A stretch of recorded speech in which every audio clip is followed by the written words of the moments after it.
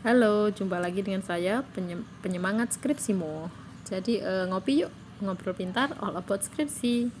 Jadi kali ini kita akan bahas detail cara cari gap penelitian. Oke, nah sebelum ke gap penelitian, kalian harus jelas dulu topik penelitian kalian itu apa.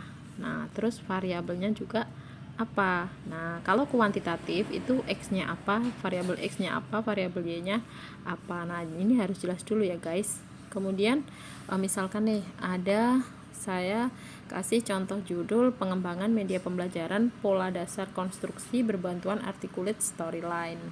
Oke, dari judul ini topik penelitiannya apa? Media pembelajaran digital. Kemudian variabel-variabelnya apa saja?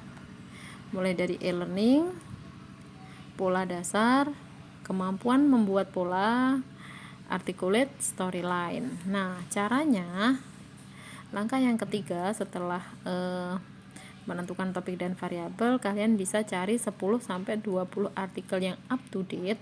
Nah, up to date itu untuk artikel 5 tahun terakhir ya. Nah, itu dengan kata kunci berdasarkan variabel-variabel tadi. Misalkan kata kunci yang digunakan media pembelajaran pola dasar konstruksi. Bisa dalam bahasa Inggrisnya juga pattern making learning media. Terus kemudian articulate storyline atau yang lainnya lagi gitu ya.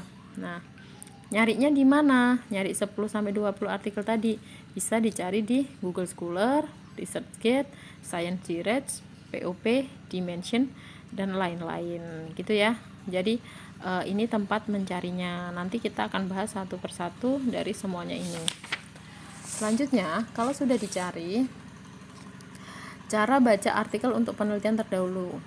Nah, itu yang pertama baca abstraknya. Bisa fokuskan pada masalah, metode yang digunakan apa, hasil penelitiannya seperti apa, rekomendasi penelitian selanjutnya. Nah, mungkin kalau teman-teman ingin menambah yang lain boleh ya. Kemudian dari baca abstraknya itu habis satu artikel dimasukkan ke tabel sini. Nah, jadi membuat tabel hasil telaah artikel seperti ini ya. Nah, seperti itu. Nomor 1, 2. Nah, seperti ini.